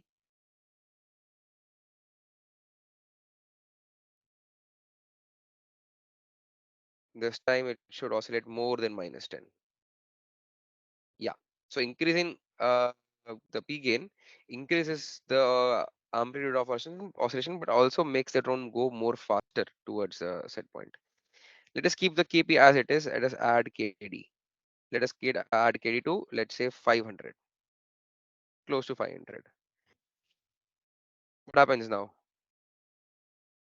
The oscillation peak reduced this time, and the next consequent time, it reduced further, and the next consecutive time, it's reduced more further, and such that it comes and error is no more changing or almost constant and gets zoomed in.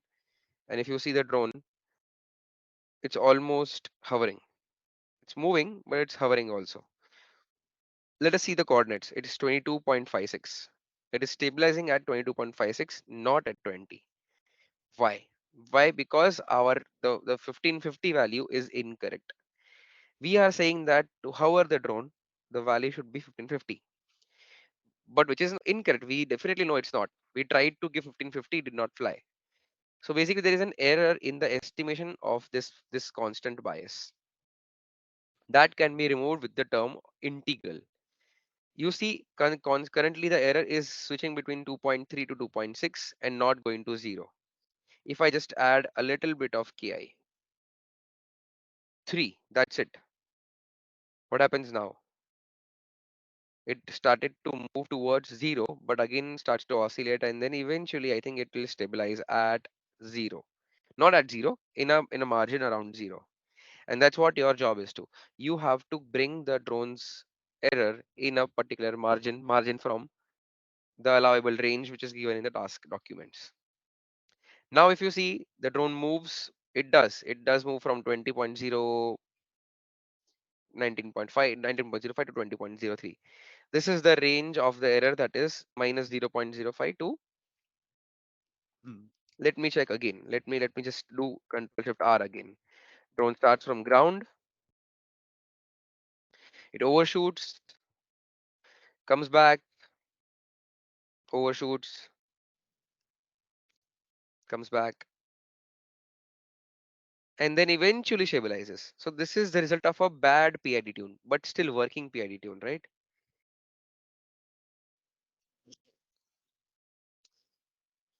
This is an example of a random arbitrary gain of 175, 3, and 500. It does our job.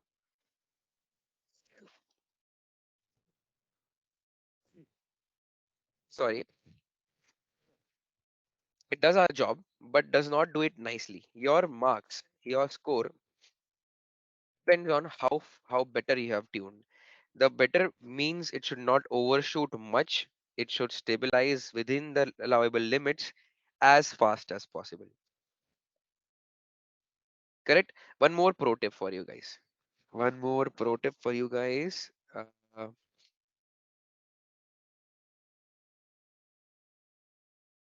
yeah, the pro tip is I have added more subscribers here. So with Alt Error, I have also made a custom topic, which is named as. Let me check if I have done it.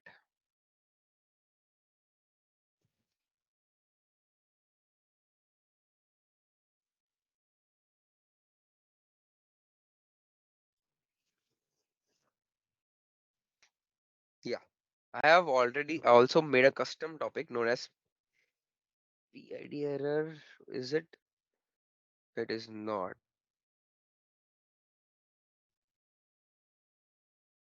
Where was it? I think I have not. So what you can do is just exactly as alt error, you are publishing the alt error. You can publish the value equal to 0, which will be publishing here, and you can add the value 0, which is constant, so that you can know that is your drone going plus 0 or minus 0. You have a constant line. Similarly, just as 0, you can have the values minus 0.2 and plus 0.2, which is the allowable limits or whatever is the limits. You can add that, and graphically you can see, verify that is your limits, is the drone being in the limits or not. For now I can see yes, the drone is inside the limit, plus or minus zero point 0.2 ka limit. And that's a very bad tune, because it does stabilize, but your marks will be low, because you have to you have only limited time to show your performance from the start, from the takeoff. That will be calculated how much is your overshoot, how much is your settling time, and things like that. Ideal case should be, it should go directly to zero, and then not overshoot much, and then stay there in the limits forever. So this you can tune your KP KIKD. KP brings the drone to the set point faster. KD dampens the oscillation, and KI removes the steady state error, the incorrectness in your estimation. Either you can go and correct your estimation of 1550 here to the more closest value, or you can put it incorrect and rely on the KI. And that's what the job of PID is. So I think that's what sums up the video for today. It went a little longer because of the shifting in the rooms. I just wanted to show you some tips and a basic walkthrough on how to write a code for publishing, subscribing in a ROS node. You can refer to this video. We will upload this video. The link will be on Discord soon. Meanwhile, let us start with Q&A. So I will stop sharing the screen, and I will allow you your mics.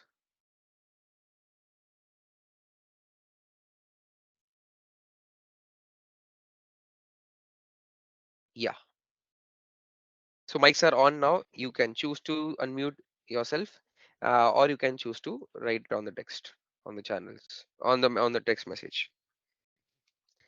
We are going to discuss about task V 1B after this. If you guys think that it is needed, let us know in the discourse forum. We will try to do something about 1B also.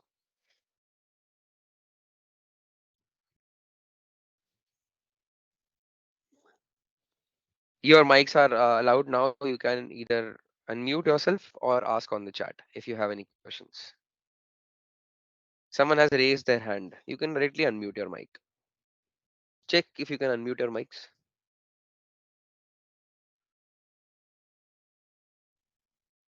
You are not yet allowed, maybe. Meeting options. Oh, I did not save it. Yeah, now it should Yeah, be. hi.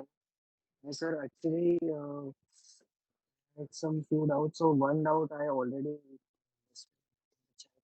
So one is regarding the list order for for example, KPK, KD, etc.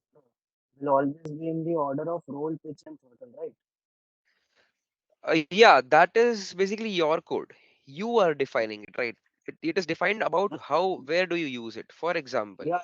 in Uh, yeah, yeah. For example, in my altitude calculations, I hmm, use the error zero. I use the KP zero. That means I am considering those values for altitude, right? That is basically hmm, on you, on your convention. hmm. Okay, because there were a lot of comments written on the boilerplate code itself. So, like most of the places, it was roll, pitch, and throttle. Somewhere it debated, but I got the idea. Second is for this script, which is position hold.5, we are not publishing nor subscribing to your error or PID tuning underscore your, right? So Correct. the GU, so the GUI slider for your is basically useless, at least for this task, right? Yes, it is. Precisely, it is Okay, useless. right, right. And also you had mentioned about a servo underscore message thing. Yeah, So like 2 months back, I had developed a similar project where PWM values range from 1000 to 2000. So are they both related? it's the same. They are same.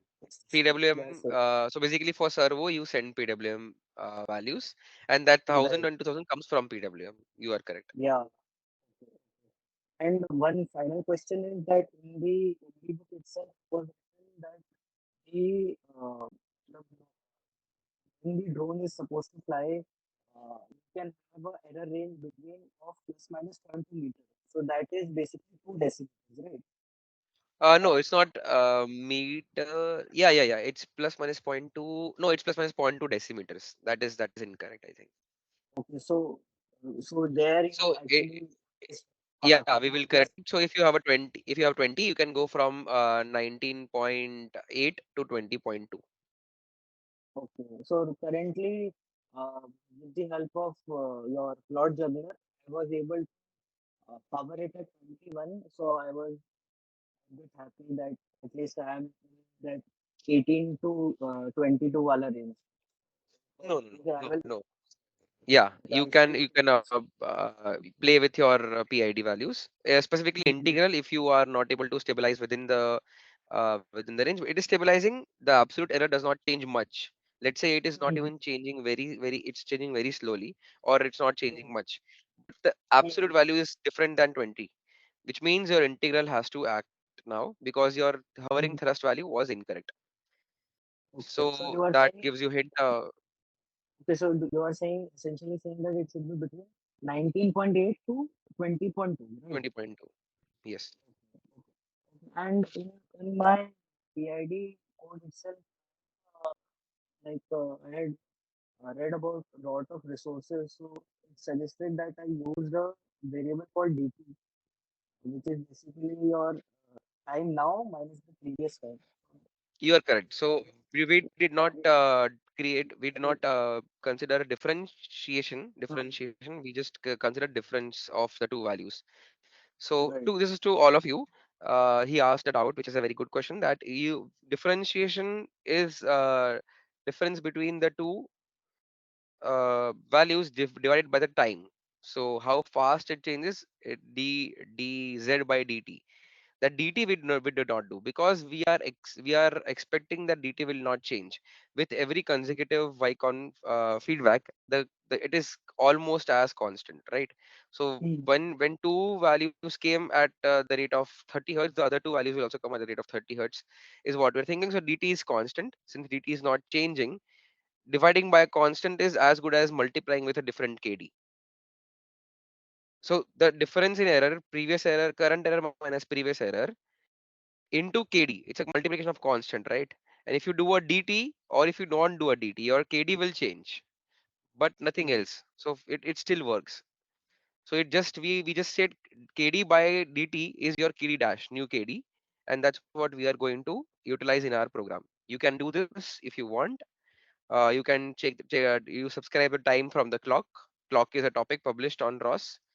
You can take the time from there, do a difference of time when you are updating your loop, and then you can divide by that time, and that will also work. So But more or less, your basically, time will be constant. so that I think basically helps to मतलब reduce the error almost to zero, right?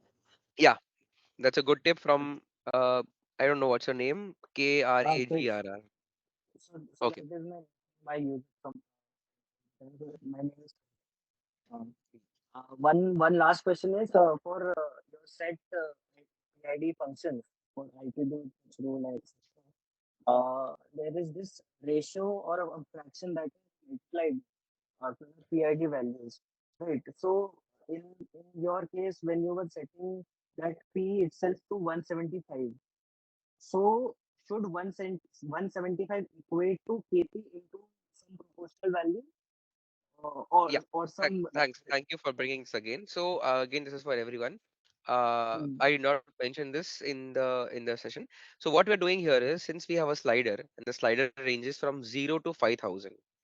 Okay. mm, We want to utilize the entire resolution of the slider. If our mm, actual KP, let's say, is of the order 15, 15, let's say 15 is what stabilizes the drone. But to mm, reach 15, we wanted to, we wanted to vary from let's say starting from 0 to 10, then 11, 12, 15. So it's a very small range on the slider. If I wanted 15.5, let's say, it is not possible. So to increase that range of and utilize that 5000 entirely, we multiplied with a smaller constant. So now when 5000 into 0.03 or whatever is a constant, which means actually it's a lower number. So Mhm. in a nutshell, you just let's say you just increase your zoomed your range from 0 to 100 to 0 to 5000. So you can do minute Mhm. changes, but the actual P is very small, and that's what brings me to the important point. After you're done with stabilizing your drone, you have to hard code, because if you submit this particular code, this is wrong, because your KPI KD still are zero in the code. You have to hard code and finalize your KPI KD after calculating whatever is there in the slider, multiplied by the constants in the set PID equations. So let's say your KP was 1000 in the slider, and your multiplier is 0.1. Your actual KP is 100. 1000 into 0.1 is 100. That's what the actual KP goes to the drone. So if you want to not tune this later, so basically in task 2A or whenever after tuning, you are not going to use this GUI slider. Once you have cracked the actual PID codes, PID, the numbers, you are going to feed that into your code as it is. Not going to subscribe from RAWs and not going to change the slider always. So let's say you found that 1000 in the slider is what your KP is. And since your multiplier here is, okay, let me share the screen also for our people.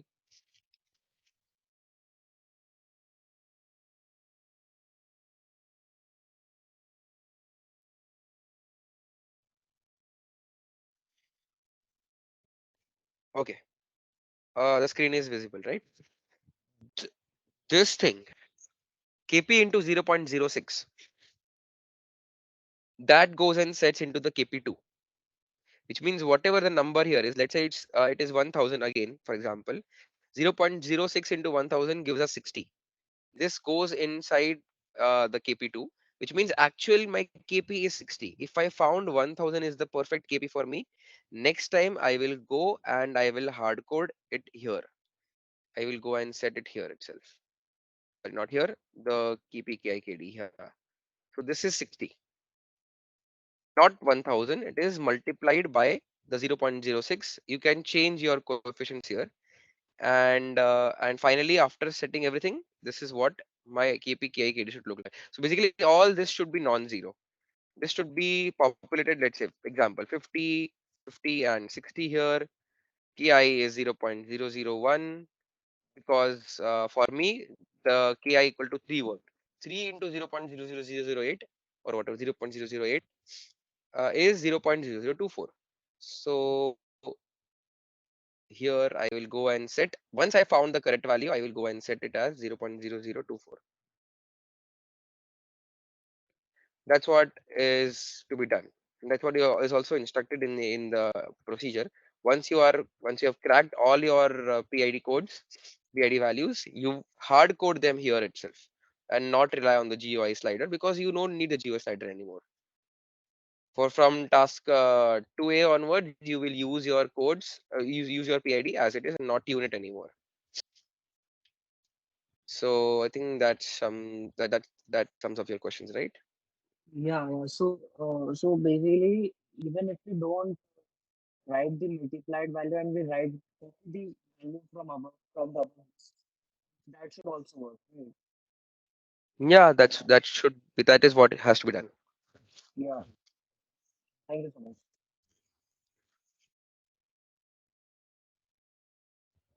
Videos, everyone asking for video. Yes, I know. This was a little more concentrated, so you might need to go back.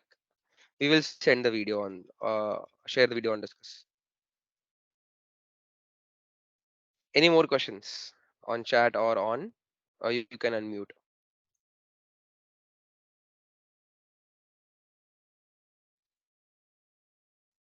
There's an app for Yantra on Play Store, but does not let you log in. Because it is currently not in operation. That app has is in maintenance. So You will not get to log in using your current username and ID password.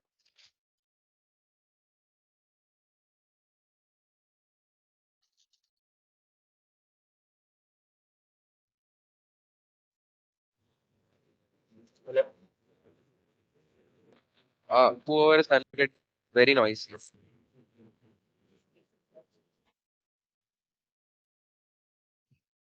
Your audio is not, your voice is not audible. It is very noisy. You can type it instead. Karthik is saying the value output for task 1B is coming out different on different machines in your team when tested. That's very strange because the softwares are same, right? And the image does not change for different. Just check the versions of OpenCV and Python and everything else.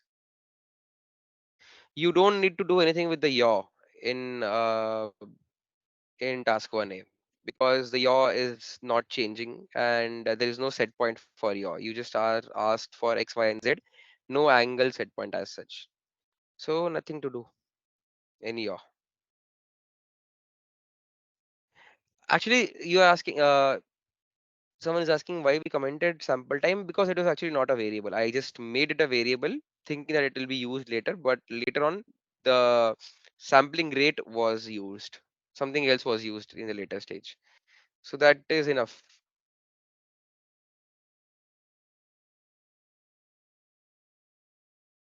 So rospi.rate was the function, and in that you can use directly just plug it in. If you want to use variable, you can. You call the variable later on. That's fine. We'll wait for 2 more minutes for questions.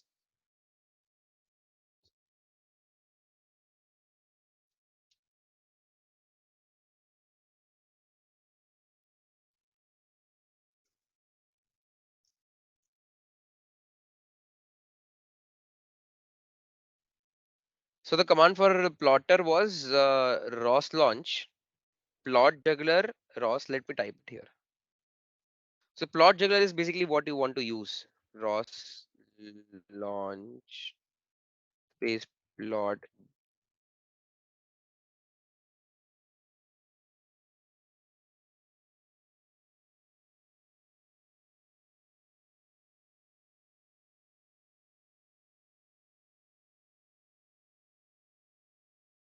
You can use the autocomplete feature to locate this package and locate this launch file.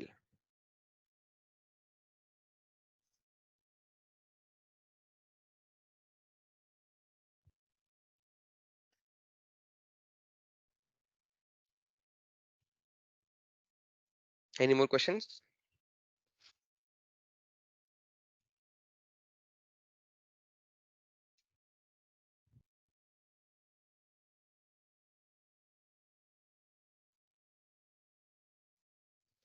The maximum marks for task 1, if I'm not wrong, is 50. 50, 50.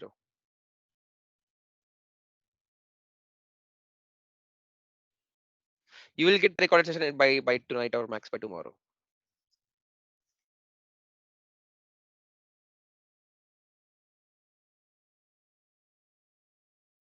The drone can hover in the range of zero point 0.2, but zero point 0.2 here is the same unit decimeters.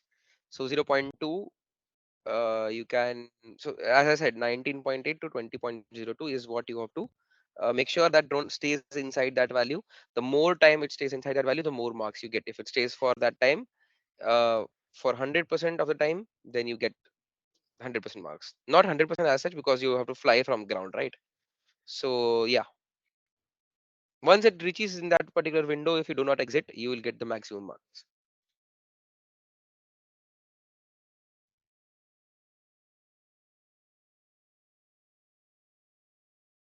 If someone delays one part of the task like B was done before time but A after, the penalty is applied on whole or there is no penalty for doing it before and after.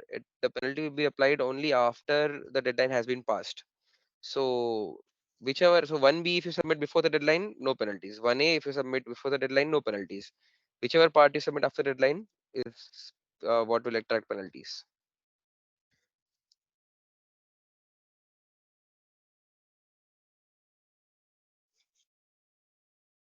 Yeah, you can submit as many times as you want. You can check your scores and make your codes better to get better score.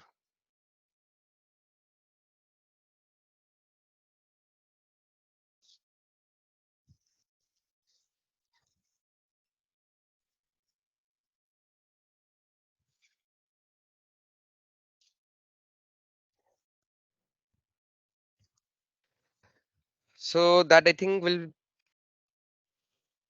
bring us to the end of the session. I will stop the recording